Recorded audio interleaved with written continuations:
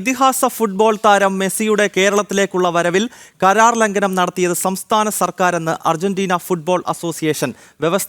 വ്യവസ്ഥകൾ സർക്കാർ ലംഘിച്ചിട്ടുണ്ടെന്നും ലംഘിച്ചുവെന്നാണ് ഇവരുടെ വെളിപ്പെടുത്തൽ. ഈ വിഷയത്തിൽ രാഷ്ട്രീയ നാടകം അതേസമയം തുടരുകയാണ് സംസ്ഥാന സർക്കാർ. തിരുവനന്തപുരത്ത് നിന്നും വി ബിനീഷും സ്പോർട്സ് ഡെസ്കിൽ നിന്ന് എം നിഖിൽ കുമാറും ചേരുന്നു. നിഖിൽ, കഴിഞ്ഞ കുറേ നാളുകളായി മെസ്സി വരും എന്നത് സംബന്ധിച്ചുള്ള വലിയ ചർച്ചകളും അതല്ലെങ്കിൽ കേരളത്തിലെ ഫുട്ബോൾ ആരാധകർക്ക് വലിയ പ്രതീക്ഷയുമൊക്കെ നൽകിക്കൊണ്ടുള്ള പ്രസ്താവനയാണ് കേരളത്തിൻ്റെ കായിക മന്ത്രിയുടെയൊക്കെ ഭാഗത്ത് നിന്നുണ്ടായത്. എന്നാൽ ഈ ഘട്ടത്തിൽ അർജന്റീന ഫുട്ബോൾ അസോസിയേഷൻ വളരെ ഗുരുതരമായ ഒരു വിഷയം ചൂണ്ടിക്കാണിക്കുകയാണ്. അതായത് ഈ കരാറിൻ്റെ ലംഘനം നടത്തിയത് സംസ്ഥാന സർക്കാരാണ് എന്ന് ചൂണ്ടിക്കാണിക്കുന്നു. എങ്ങനെ നോക്കിക്കാണാം നിഖിൽ? നേരത്തെ പറഞ്ഞത് 2023 ജൂൺ മാസം 29 മുതലാണ് ഈ ഒരു വാർത്ത വരുന്നത്. അതായത് കേരളത്തിൻ്റെ കായിക മന്ത്രി വി അബ്ദുറഹ്മാൻ പറയുന്നത് ലയണൽ മെസ്സി, അതായത് 2022 ഖത്തർ ലോകകപ്പിൽ കിരീടം ചൂടിയ ലയണൽ മെസ്സിയും സംഘത്തെയും, അതായത് ഖത്തർ ലോകകപ്പ് ഫൈനൽ കളിച്ച അതേ ടീമിനെ കേരളത്തിൽ എത്തിച്ച് മത്സരം സംഘടിപ്പിക്കും എന്ന് സംസ്ഥാന കായിക മന്ത്രി നേരിട്ട് പ്രഖ്യാപിക്കുന്ന ഒരു സാഹചര്യം ഉണ്ടായിരുന്നു. അന്നു മുതൽ ഇങ്ങോട്ടാണ് മെസ്സിയുടെ വരവുമായി ബന്ധപ്പെട്ട ചർച്ചകൾ സംസ്ഥാനത്ത് നടക്കുന്നത്. ഇതിൽ വസ്തുത എന്തെന്ന് വെച്ചാൽ, ഈ ലോകകപ്പ് സമയത്ത്, കഴിഞ്ഞ ഖത്തർ ലോകകപ്പ് സമയത്ത് കേരളത്തിൽ നിന്ന് വലിയ പിന്തുണ, അല്ലെങ്കിൽ ഇന്ത്യയിൽ നിന്ന് വലിയ പിന്തുണ ഈ ലോകകപ്പിനും മെസ്സി ആരുടെ ഭാഗത്തു നിന്ന് ഈ അർജന്റീനൻ ഫുട്ബോൾ ടീമിന് ലഭിച്ചിരുന്നു. തുടർന്നാണ് ഇന്ത്യൻ ഫുട്ബോൾ അസോസിയേഷനെ അർജന്റീൻ ടീമിൻ്റെ പ്രതിനിധികൾ അനൗദ്യോഗികമായ ഒരു കാര്യം അറിയിക്കുന്നത്, ഇന്ത്യയിൽ ഫുട്ബോൾ കളിക്കാൻ ഞങ്ങൾക്ക് ഇഷ്ടമുണ്ട്, താല്പര്യമുണ്ട് എന്ന്. എന്നാൽ football association, Indian football federation അതിനോട് കാര്യമായി പ്രതികരിച്ചില്ല. കാരണം വലിയൊരു ഭീമമായ തുക അതിൽ ഉണ്ടാകും എന്ന് ഒരു സ്പോൺസറെ കണ്ടുപിടിക്കുക, അതൊക്കെ വലിയൊരു ടാസ്ക്കാണ് എന്ന തരത്തിൽ വന്നതുകൊണ്ട് തന്നെ പിന്നീട് നമുക്കത് പരിഗണിക്കാമെന്ന രീതിയിൽ മാറ്റിവെക്കുകയായിരുന്നു. പിന്നീടാണ് കേരള സർക്കാർ ഈ വിഷയത്തിൽ ഇടപെടുകയും കേന്ദ്ര സർക്കാരിന് പറ്റിയില്ലെങ്കിൽ, അല്ലെങ്കിൽ ഫെഡറേഷന് പറ്റിയില്ലെങ്കിൽ സംസ്ഥാന സർക്കാർ നേരിട്ട് അർജന്റീന ടീമിനെ കേരളത്തിലേക്ക് എത്തിക്കും, കേരളത്തിൽ മത്സരം കളിക്കും എന്ന് സംസ്ഥാന കായിക മന്ത്രി തന്നെ പ്രഖ്യാപിക്കുന്നത്. പിന്നീട് ഇങ്ങോട്ടാണ് ഇതുമായി ബന്ധപ്പെട്ട ചർച്ചകളൊക്കെ നടക്കുന്നത്. ഇപ്പോൾ ഏറ്റവും പുതിയതായി വന്നു നിൽക്കുന്നത് അർജന്റീനൻ ഫുട്ബോൾ പ്രതിനിധിയുടെ ഭാഗത്തു നിന്നുള്ള പ്രതികരണം തന്നെയാണ്. ടീമിൻ്റെ മാർക്കറ്റിംഗ് ടീമിൻ്റെ ഭാഗത്തു നിന്നൊരു പ്രതികരണം വന്നിട്ടുണ്ട്. അതൊരു മാധ്യമപ്രവർത്തകൻ നൽകിയ മറുപടിയാണ്. മാധ്യമപ്രവർത്തകൻ ഒരു ചോദ്യം ചോദിച്ചിരുന്നു. അതായത് കഴിഞ്ഞ ദിവസങ്ങളൊക്കെ വന്ന വാർത്തയുണ്ട്, അതായത് 130 കോടി രൂപ ഈ സ്പോൺസർ അർജന്റീൻ ടീമിന് കേരളത്തിലേക്ക് വരുന്നതിന് വേണ്ടിയുള്ള തുകയായി 130 കോടി രൂപ നൽകിയിരുന്നു എന്ന വാർത്തയുണ്ടായിരുന്നു. അത് ഈ സ്പോൺസർമാർ തന്നെ സ്ഥിരീകരിക്കുന്ന ഒരു സാഹചര്യം ഉണ്ടായിരുന്നു. തുടർന്നാണ് ഒരു മാധ്യമപ്രവർത്തകൻ അർജന്റീന ഫുട്ബോൾ AFAയുടെ മാർക്കറ്റിംഗ് വിഭാഗം മേധാവിക്ക് ഒരു നൽകുന്നത്, ഒരു മെസ്സേജ് അയക്കുന്നത്. തുടർന്നാണ് AFAയുടെ മാർക്കറ്റിംഗ് വിഭാഗം മേധാവി തന്നെ ലിയാൻഡ്രോ പീറ്റേഴ്സൺ അദ്ദേഹം ഇക്കാര്യം വ്യക്തമാക്കുന്നത്. അതായത് ഇതൊരു കരാർ ലംഘനം നടത്തിയത് അർജന്റീൻ ഫുട്ബോൾ അസോസിയേഷൻ അല്ല, കേരള സർക്കാരാണ്, സംസ്ഥാന സർക്കാരാണ് ഇത്തരത്തിലൊരു കരാർ ലംഘനം നടത്തിയത് എന്ന് അദ്ദേഹം കൃത്യമായി മാധ്യമപ്രവർത്തന മറുപടി നൽകുന്നുണ്ട്. ഇപ്പോൾ അതിൻ്റെ ദൃശ്യങ്ങളൊക്കെ നമ്മുടെ ഈ പുറത്തു വന്നിട്ടുണ്ട്. അതായത് ഇതിൻ്റെ ചാറ്റിൻ്റെ ദൃശ്യങ്ങളൊക്കെ പുറത്തു വന്നിട്ടുണ്ട്. എന്തായാലും അതായത് ഏത് തരത്തിലാണ് കരാർ ലംഘനം നടത്തിയത് എന്ന കാര്യത്തിലൊരു വ്യക്തത വന്നിട്ടില്ല, അക്കാര്യം അദ്ദേഹം പറഞ്ഞിട്ടില്ല. അതിനെപ്പറ്റി കൂടുതൽ ചോദ്യങ്ങൾക്ക് അദ്ദേഹം പ്രതികരിച്ചിട്ടില്ല. പക്ഷേ സംസ്ഥാന സർക്കാർ ഇത്തരത്തിൽ ഒരു കരാർ ലംഘനം നടത്തിയിട്ടുണ്ട് എന്ന് അർജന്റീൻ ഫുട്ബോൾ അസോസിയേഷൻ തന്നെ വ്യക്തമാക്കുന്നുണ്ട്. അതായത് സംസ്ഥാന കായിക മന്ത്രിയുടെയും കായിക വകുപ്പിൻ്റെയും ഒപ്പം സംസ്ഥാന സർക്കാരിൻ്റെയും ഭാഗത്തു നിന്നുണ്ടായ ഗുരുതരമായ വീഴ്ച.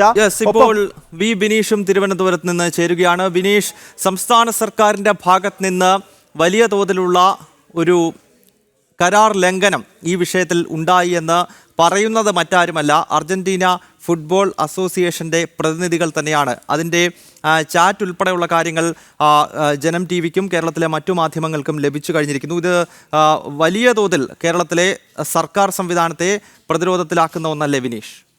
ഗൗതം, ഇത്തരത്തിലൊരു കരാർ ലംഘനമല്ല സംസ്ഥാന സർക്കാർ നടത്തിയത്. ഒരു രാഷ്ട്രീയ നാടകമാണ് സംസ്ഥാന സർക്കാരിൻ്റെ ഭാഗത്ത് നിന്ന് ഉണ്ടായതെന്നാണ് നമുക്ക് ഈ വിഷയത്തിൽ വിലയിരുത്താൻ സാധിക്കുന്നത്. കാരണം മലപ്പുറം തെരഞ്ഞെടുപ്പ് നടന്ന സമയം മുതൽ സംസ്ഥാന സർക്കാർ കൊട്ടിഘോഷിക്കുന്നതാണ്.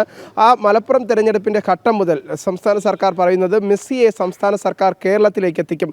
നമുക്കറിയാം, മലപ്പുറത്തെ സംബന്ധിച്ചിടത്തോളം ഏറ്റവും കൂടുതൽ ഫുട്ബോൾ ആരാധകരുള്ള ഒരു പ്രദേശമാണ് ഈ മലപ്പുറം ജില്ല. ആ മലപ്പുറം ജില്ലയിൽ ഒരു രാഷ്ട്രീയ വേരോട്ടം അല്ലെങ്കിൽ രാഷ്ട്രീയപരമായ വലിയ നേട്ടമുണ്ടാക്കാൻ വേണ്ടി മലപ്പുറം ഇലക്ഷൻ മുതലാണ് സംസ്ഥാന സർക്കാർ ഈ വിഷയം കേരളത്തിൽ ചർച്ചയാക്കുന്നത്. അതിനുശേഷം പല ഘട്ടങ്ങളിലായി കായിക മന്ത്രി പറഞ്ഞത് വീണ്ടും മെസ്സി എത്തും എന്ന് പലതവണ, അപ്പോൾ പല ഘട്ടങ്ങളിലായി വീണ്ടും മെസ്സി എത്തില്ല എന്നുമുള്ള ചർച്ചകൾ കേരളത്തിൽ ഉണ്ടായി. ആ ഘട്ടം മുതൽ നമുക്ക് മനസ്സിലാക്കാൻ സാധിക്കുന്നത് ഈ മെസ്സിയെ കൊണ്ടുവരാൻ വേണ്ടി മാത്രം സംസ്ഥാന സർക്കാർ രാഷ്ട്രീയം കളിക്കാൻ, രാഷ്ട്രീയ നാടകം നാടകം കളിക്കാൻ വേണ്ടി മാത്രം സംസ്ഥാന സർക്കാർ ചിലവഴിച്ചത് 13 ലക്ഷം രൂപയാണ്. അതിൻ്റെ വിവരാവകാശ രേഖകളടക്കം നേരത്തെ തന്നെ പുറത്തു വന്നിരിക്കുന്ന ഒരു സാഹചര്യമുണ്ടായി. അങ്ങനെ ഒരു ഇലക്ഷന് വേണ്ടി രാഷ്ട്രീയ നാടകം കളിക്കാനുള്ള ഒരു ശ്രമം സംസ്ഥാന സർക്കാരിൻ്റെ ഭാഗത്തുനിന്ന് ഈ അർജന്റീന ടീമിനെ കേരളത്തിലേക്ക് എത്തിച്ചുകൊണ്ട് അത്തരത്തിലുള്ള ഒരു രാഷ്ട്രീയ നാടകം കളിക്കാനുള്ള ഒരു ശ്രമം സംസ്ഥാന സർക്കാരിൻ്റെ ഭാഗത്തുനിന്നുണ്ടായി എന്നതാണ് നമുക്ക് മനസ്സിലാക്കാൻ സാധിക്കുന്നത്. ഈ ശ്രമങ്ങൾ പൂർണ്ണമായും പരാജയപ്പെടുന്ന ഘട്ടത്തിലേക്ക് പോകുന്നു. അപ്പോൾ നമുക്ക് മനസ്സിലാക്കാൻ സാധിക്കുന്നത് ആത്യന്തികമായി മെസ്സിയെ കേരളത്തിലേക്ക് എത്തിക്കുകയല്ല, അർജന്റീന ടീമിനെ കേരളത്തിലേക്ക് എത്തിക്കുകയല്ല, അതിലുപരി രാഷ്ട്രീയമായ ഒരു നേട്ടം സംസ്ഥാനത്തുണ്ടാക്കുക. ആ ഇലക്ഷന് വേണ്ടി കൊളുത്തിവിട്ട ഒരു തീയായിരുന്നു മെസ്സി എന്ന കഥാപാത്രം എന്നാണ് നമുക്ക് മനസ്സിലാക്കാൻ സാധിക്കുന്നത്. അതിൻ്റെ ആദ്യഘട്ടം എന്ന രീതിയിൽ മെസ്സി എത്തിക്കും എന്ന തരത്തിൽ മെസ്സിയെ ബന്ധപ്പെടാനും അതിനു വേണ്ടിയിട്ടുള്ള പ്രാരംഭ നടപടികൾ എന്ന രീതിയിൽ സംസ്ഥാന സർക്കാർ അതിനുവേണ്ടി മാത്രം ചിലവഴിച്ചത് 13 ലക്ഷം രൂപയാണ്. ഈ 13 ലക്ഷം രൂപ ഖജനാവിൽ നിന്ന് പൊട്ടിച്ചുകൊണ്ട് ഒരു ഇലക്ഷൻ ഫൈറ്റിന് വേണ്ടി മെസ്സി എന്ന കഥാപാത്രത്തെ സർക്കാർ മുന്നോട്ട് കൊണ്ടുവന്നു എന്നാണ് നമുക്ക് വിലയിരുത്താൻ സാധിക്കുന്നത്. ഇപ്പോഴത്തെ സാഹചര്യങ്ങളിൽ കായിക വകുപ്പിൻ്റെ തന്നെ വിവരാവകാശ രേഖകൾ പുറത്തു വരുമ്പോൾ മനസ്സിലാക്കാൻ സാധിക്കുന്നത് അത്തരത്തിലാണ്. മെസ്സി ഒരു ഘട്ടത്തിലും വരുമെന്ന് കേരളത്തിൽ അറിയിച്ചിട്ടില്ല. പക്ഷേ വകുപ്പ് മന്ത്രി എന്തിൻ്റെ അടിസ്ഥാനത്തിലാണ് ഇത്തരത്തിൽ കേരളത്തിലേക്ക് എത്തും എന്ന് പറഞ്ഞതിന് പിന്നിലുള്ള ചേതോവികാരം എന്ത് എന്ന് നമ്മൾ കൂട്ടി വായിക്കുമ്പോഴാണ് ഈ രാഷ്ട്രീയ ലക്ഷ്യങ്ങളും രാഷ്ട്രീയ നാടകങ്ങളൊക്കെ മറനീക്കി പുറത്തു വരുന്നത്. ഗൗതം. യെസ്, വി ബിനീഷാണ് തിരുവനന്തപുരത്ത് നിന്ന് വിവരങ്ങൾ നൽകിയത്. ഇപ്പോൾ സ്പോർട്സ് ഡെസ്കിൽ നിന്നും നിഖിൽ കുമാർ തുടരുകയാണ്. നിഖിൽ, നേരത്തെ ബിനീഷ് ചൂണ്ടിക്കാണിച്ചത് വളരെ ഗുരുതരമായൊരു വിഷയം തന്നെയാണ്. കാരണം മലപ്പുറത്ത് തെരഞ്ഞെടുപ്പ് നടക്കുന്ന ഘട്ടത്തിൽ മെസ്സി വരും എന്ന രീതിയിലുള്ളൊരു പ്രചരണം നടത്തുന്നു എന്ന് പറയുമ്പോൾ തീർച്ചയായും നമുക്കറിയാം മലപ്പുറം കേരളത്തിൽ തന്നെ ഏറ്റവും കൂടുതൽ ഫുട്ബോൾ ആരാധകരുള്ള, പ്രത്യേകിച്ച് അർജന്റീന, ബ്രസീലൊക്കെ പോലെയുള്ള ടീമുകൾക്ക് അങ്ങേയറ്റം ആരാധകരുള്ള ഒരു ജില്ലയാണ്, ഒരു പ്രദേശമാണ്. സ്വാഭാവികമായും ഒരു രാഷ്ട്രീയ ലാഭത്തിന് വേണ്ടി ഇത്തരത്തിൽ ഒരു പ്രചരണം നടത്തുക എന്ന് പറയുമ്പോൾ അത് എത്രത്തോളം കേരളത്തിലെ വിശേഷിച്ച് മലപ്പുറത്തെ ഫുട്ബോൾ ആരാധകരെ വഞ്ചിക്കുന്നതിന് തുല്യമല്ലേ നിഖിൽ? തീർച്ചയായും ഗൗതം, അതുതന്നെയാണ്. അതായത് കേരളത്തിലെ ഫുട്ബോൾ ആരാധകരെ വഞ്ചിക്കുന്ന ഒരു തീരുമാനം തന്നെയാണ് സംസ്ഥാന സർക്കാരിൻ്റെ ഭാഗത്തുനിന്ന്, അല്ലെങ്കിൽ കായിക വകുപ്പിൻ്റെ ഭാഗത്തുനിന്ന്, കായിക മന്ത്രിയുടെ ഭാഗത്തുനിന്ന് ഉണ്ടായതെന്ന് പറയാതിരിക്കാൻ നിവൃത്തിയില്ല. കാരണം കൃത്യമായി രാഷ്ട്രീയം കളിക്കുന്നു. അതായത് തിരഞ്ഞെടുപ്പുകൾ മുന്നിൽ കണ്ടുകൊണ്ട് തന്നെ ഈ ജനങ്ങളെ പറ്റിക്കുക, ഫുട്ബോൾ ആരാധകരെ പറ്റിക്കുക എന്നുള്ളത് തന്നെയാണ് സംസ്ഥാന കായിക മന്ത്രി ചെയ്തിരിക്കുന്നത്. യാതൊരു ഉറപ്പുമില്ലാതെ കായിക മന്ത്രിയുടെ ഭാഗത്തു നിന്നും ഇത്തരത്തിൽ ഒരു പ്രഖ്യാപനം എങ്ങനെ വന്നു എന്നൊരു ചോദ്യമാണിപ്പോൾ എല്ലാ കോണിൽ നിന്നും ഉയർന്നത്. കഴിഞ്ഞ നേരത്തെ പറഞ്ഞു 2023 അദ്ദേഹം ആദ്യം പ്രഖ്യാപിച്ചു മെസ്സിയും ആ ടീമും കേരളത്തിലേക്ക് എത്തും എന്ന് പറയുന്നു. തൊട്ടു പിന്നാലെ കായിക മന്ത്രിയുടെ ഭാഗത്തു നിന്ന് തന്നെ, അതായത് ഈ വാർത്തകൾ ഇങ്ങനെ ചർച്ച നടക്കുന്ന സമയത്ത് തന്നെ കായികമന്ത്രി വീണ്ടും പ്രഖ്യാപിക്കുന്നു എന്തായാലും മെസ്സി എത്തും. ഏറ്റവും ഒടുവിലായി മെസ്സി എത്തും ട്ടോ എന്ന് പറഞ്ഞ് അദ്ദേഹം തന്നെ ഒരു ഫേസ്ബുക്ക് പോസ്റ്റ് ഇടുന്ന ഒരു കാഴ്ചയും ഉണ്ടായിരുന്നു. അതായത് എപ്പോഴൊക്കെ തിരഞ്ഞെടുപ്പുകൾ, ഇപ്പോൾ ഏറ്റവും അവസാനം നിലമ്പൂർ ഇലക്ഷൻ സമയത്ത് പോലും ആണ് അദ്ദേഹം ഇത്തരത്തിലൊരു ഫേസ്ബുക്ക് പോസ്റ്റ് ഇടുന്നത്, മെസ്സി വരുമെന്ന് ഉറപ്പിച്ച് പറയുന്നത്. അപ്പോഴും ഒരു കാര്യം ചോദിക്കേണ്ടതുണ്ട്, മെസ്സി കേരളത്തിൽ വന്നാൽ എവിടെ കളിക്കും എന്നൊരു വലിയൊരു ചോദ്യം തന്നെയാണ്. കാരണം എല്ലാവരും പറയുന്നത് കൊച്ചിയിൽ കളിക്കാം എന്നുള്ളതാണ്. പക്ഷേ കൊച്ചിയിൽ കളിക്കാൻ ഫിറ്റ്നസ് ഇല്ലാത്ത ഒരു സ്റ്റേഡിയമാണ് കൊച്ചിയിലുള്ളത്. ISL മത്സരങ്ങൾ പോലും നടത്താൻ ഫിറ്റ്നസ് ഇല്ലാത്ത ഒരു സ്റ്റേഡിയമാണ് കലൂർ രാജ്യാന്തര സ്റ്റേഡിയം എന്നുള്ളത് എല്ലാവർക്കും അറിയാവുന്ന ഒരു കാര്യം തന്നെയാണ്. കാരണം ഇതിനു മുൻപ് അണ്ടർ-19 ഫിഫ ലോകകപ്പ് ഇന്ത്യയിൽ നടന്ന സമയത്ത് ഫിഫയുടെ പ്രതിനിധികൾ നേരിട്ടെത്തി പരിശോധിച്ച ശേഷം അവിടുത്തെ കാണികളുടെ എണ്ണം പോലും 30,000 അടുത്ത് കാണികളെ മാത്രം പ്രവേശിക്കാൻ സാധിക്കൂ. അതായത് ഇതൊരു മനുഷ്യ ബോംബായി മാറാൻ സാധ്യതയുള്ള സ്ഥലമാണ് കലൂർ സ്റ്റേഡിയം എന്ന ഫിഫയുടെ പ്രതിനിധികൾ പോലും പലപ്പോഴും പറഞ്ഞൊരു സ്റ്റേഡിയം കൂടിയാണ് കലൂർ സ്റ്റേഡിയം. അത്തരത്തിലൊരു സ്റ്റേഡിയത്തിൽ മെസ്സിയെ കൊണ്ട് കളിപ്പിക്കാൻ ഒരു തരത്തിലും ഫിഫയും അർജന്റീന ഫുട്ബോൾ അസോസിയേഷനും സമ്മതിക്കില്ല എന്നുള്ള കാര്യം 100% ഉറപ്പാണ്. പിന്നുള്ള ഓപ്ഷൻ തിരുവനന്തപുരം കാര്യവട്ടം ഗ്രീൻഫീൽഡ് സ്റ്റേഡിയമാണ്. അതൊരു ക്രിക്കറ്റ് സ്റ്റേഡിയമാണ്. അത് ഒരു ഫുട്ബോൾ സ്റ്റേഡിയമായി കൺവേർട്ട് ചെയ്തെടുക്കണമെങ്കിൽ 6 മാസം മുതൽ 1 വർഷം വരെ സമയം അതിനെന്തായാലും വേണ്ടി വരും. കാരണം അത്രത്തോളം വലിയ മാറ്റങ്ങൾ ആ ഒരു സ്റ്റേഡിയത്തിൽ നടത്തേണ്ടിയിരിക്കുന്നു. അതുകൊണ്ട് തന്നെ അതും വലിയ സമയമെടുക്കുന്ന കാര്യമാണ്. മൂന്നാമതായി കായികമന്ത്രി പ്രഖ്യാപിച്ച മറ്റൊരു കാര്യം, മലപ്പുറത്ത് ഒരു ഫുട്ബോൾ സ്റ്റേഡിയം തുടങ്ങി.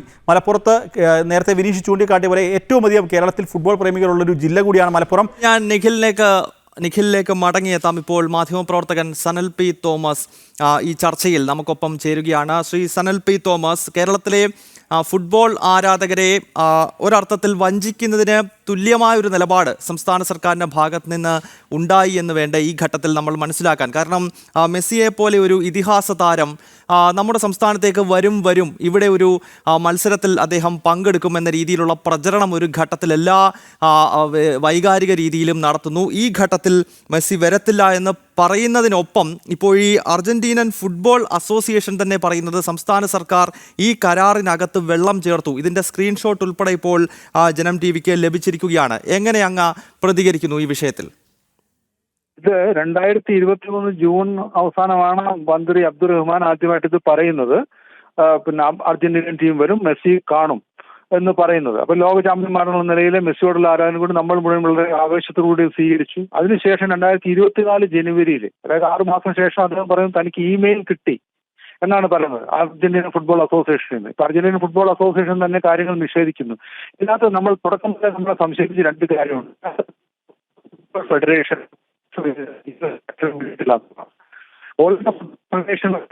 എങ്ങനെയാണ് ഇന്ത്യൻ ഫുട്ബോൾ അസോസിയേഷനുമായിട്ട് ബന്ധപ്പെടാൻ സാധിക്കുന്നത്?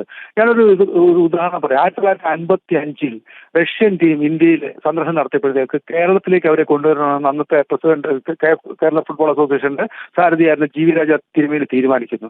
അദ്ദേഹം അഖിലേന്ത്യാ ഫുട്ബോൾ ഫെഡറേഷനുമായിട്ട് ബന്ധപ്പെട്ടിട്ടാണ് 55-ൽ തിരുവനന്തപുരത്ത് യൂണിവേഴ്സിറ്റി സ്റ്റേഡിയത്തിൽ റഷ്യൻ ടീമിനെ കൊണ്ടുവരാനായിട്ട് വരുന്നത്.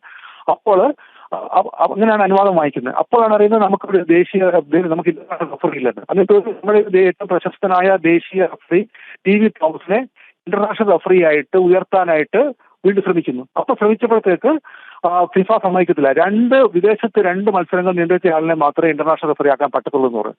അന്ന് അഖിലേന്ത്യാ ഫുട്ബോൾ ഫെഡറേഷന്റെ പേറ്റനായിട്ടുള്ളത് അന്നത്തെ രാഷ്ട്രപതി ബാബു രാജേന്ദ്ര പ്രസാദാണ്. അദ്ദേഹം ഒപ്പിട്ട ഒരു കടലാസ്, അദ്ദേഹമാണ് ഒപ്പിട്ടത്. ഇദ്ദേഹത്തെ ഒരു മത്സരത്തിന് വേണ്ടിയിട്ട് ഇന്റർനാഷണൽ റഫറി സ്ഥാനത്ത് സ്റ്റാറ്റസിലേക്ക് ഉയർത്തിയെന്ന് പറഞ്ഞു. അപ്പൊ 1955 അത്രയും കടമ്പകൾ കടന്ന് അഖിലേന്ത്യാ ഫെഡറേഷന്റെയും രാഷ്ട്രപതിയുടെ ഒരു അനുവാദത്തോടുകൂടിയാണ് ഇവിടെ ഇത് നടത്തുമെന്ന് ഓർക്കണം. അപ്പോൾ ഇതൊന്നുമില്ലാതെ നേരിട്ട് കേരളത്തിലെ സ്പോർട്സ് മന്ത്രിയും അർജന്റീന ഫുട്ബോൾ അസോസിയേഷനും തമ്മിൽ ഒരു കരാറുണ്ടാക്കി ഈ ടീം വരുമെന്ന് പറയുമ്പോഴത്തേക്ക് അതിനകത്ത് എന്തുമാത്രം അവിശ്വസനീയത ഉണ്ടെന്ന് നമ്മൾ ചിന്തിക്കണം. അത് കഴിഞ്ഞിട്ട് ആദ്യം പറഞ്ഞു സ്വർണ്ണ കച്ചവടക്കാരും വെള്ളി കച്ചവടക്കാരും gold and silver merchants association 100 കോടി മുടക്കുന്നു എന്ന് പറയുന്നു. ഇതിനിടയിൽ നമ്മൾ ശ്രദ്ധിക്കുന്ന ഒരു കാര്യം, ഒന്ന് സ്റ്റേഡിയത്തിന്റെ കാര്യം ഇപ്പം നിങ്ങൾ തന്നെ ഇവിടെ പറയും, TV-ക്കകത്ത് പറഞ്ഞു. അതുകൂടാതെ ഇതിനെതിരൊരു ടീം വേണമല്ലോ. ഫിഫയിലെ ആദ്യത്തെ 50 റാങ്കിനുള്ളിലുള്ള ഒരു ടീം വന്നാൽ മാത്രമേ സാധാരണഗതിയിൽ അർജന്റീന സമ്മതിക്കാൻ സാധ്യതയുള്ളൂ. നേരത്തെ 2011 കൊൽക്കത്തയിൽ കളിച്ചപ്പോഴത്തേക്ക് വെനസ്വേലയായിരുന്നു എതിര്. അപ്പൊ അങ്ങനെ ഒരു ടീമിനെ ആദ്യത്തെ 50 റാങ്കിൽ താഴെയുള്ള ഒരു ടീമിനെ കണ്ടെത്തണം. ആ ടീം ഏതാണെന്ന് പോലും ഇവർ നിശ്ചയിച്ചിട്ടില്ല. ഇവർക്ക് 130 കോടി പറയുമ്പോൾ മറ്റേ ടീം ഏതാണെന്ന് അവർക്ക് എത്ര കൊടുക്കണം ഇതിനെക്കുറിച്ച് ഒന്നും പറയുന്നില്ല. അപ്പൊ ഇതിനകത്ത് മൊത്തം ദുരൂഹതയാണ് തുടക്കം മുതൽ കണ്ടുവരുന്നത്. യെസ്, വളരെ നന്ദി ശ്രീ സനൽ പി തോമസ് ഈ ഘട്ടത്തിൽ പ്രതികരിച്ചതിന്. വീണ്ടും നിഖിൽ കുമാറിലേക്ക് പോവുകയാണ്. നിഖിൽ, ഈ മെസ്സിയുടെ കേരള സന്ദർശനം സംബന്ധിച്ചുള്ള വിവാദങ്ങൾ പുകയുന്ന ഘട്ടത്തിൽ, അല്ലെങ്കിൽ ഈ ഒരു സമയം അർജന്റീനൻ ഫുട്ബോൾ അസോസിയേഷൻ തന്നെ ഇത്തരത്തിൽ കരാറിനകത്ത് വെള്ളം ചേർത്തത് കേരളത്തിലെ സർക്കാരാണെന്ന് പറയുന്ന ഘട്ടത്തിലും നമുക്ക് മനസ്സിലാക്കാൻ കഴിയുന്നത് ഈ മെസ്സിയുടെ ഇന്ത്യ സന്ദർശനമുണ്ട്, അതായത് അർജന്റീനൻ ടീം മുംബൈ ഉൾപ്പെടെയുള്ള സ്ഥലങ്ങൾ സന്ദർശിക്കുന്നു എന്ന് തന്നെയാണല്ലോ മനസ്സിലാക്കാൻ കഴിയുന്നത്. നിഖിൽ,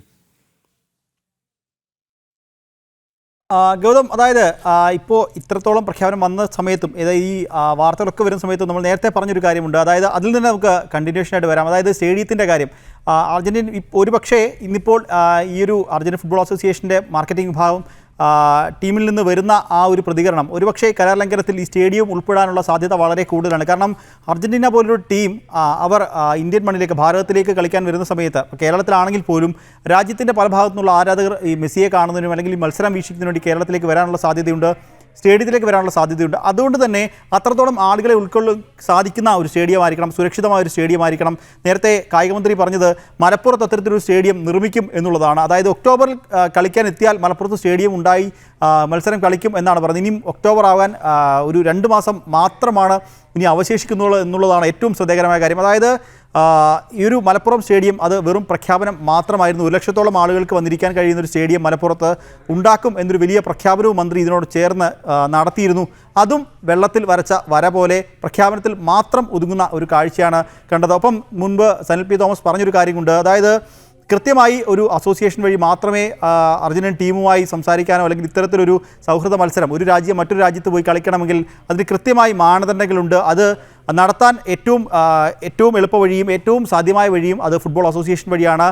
നിലവിൽ സംസ്ഥാന കായിക മന്ത്രി നേരിട്ട് അർജന്റീൻ ഫുട്ബോൾ പ്രതിനിധികളുമായി സംസാരിച്ചു എന്നൊക്കെ പറയുമ്പോഴും അദ്ദേഹത്തിൻ്റെ ഒരു യാത്രയുമായി ബന്ധപ്പെട്ട് 13 ലക്ഷം രൂപ അതിനുവേണ്ടി ചിലവായി. പക്ഷേ അദ്ദേഹം സംസാരിച്ചതും കരാർ ഒപ്പിടാൻ വേണ്ടി പോയതുമൊക്കെ ഏജന്റുമാരുമായി ആണ് എന്നുള്ള തരത്തിലുള്ള വാർത്തയും പുറത്തു വരുന്നുണ്ട്. ഒരു തരത്തിലും ഫുട്ബോൾ അസോസിയേഷൻ ഇതിൽ ഇടപെട്ടിട്ടില്ല.